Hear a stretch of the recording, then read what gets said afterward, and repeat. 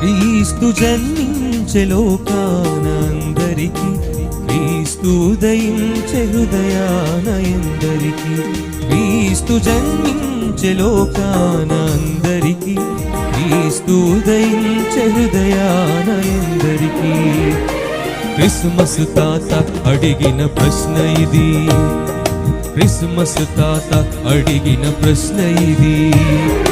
ఏది ఏది బదులేది, క్రీస్తు జన్మించే లోకాన అందరికీ, క్రీస్తు ఉదయించే హృదయాన ఎందరికీ.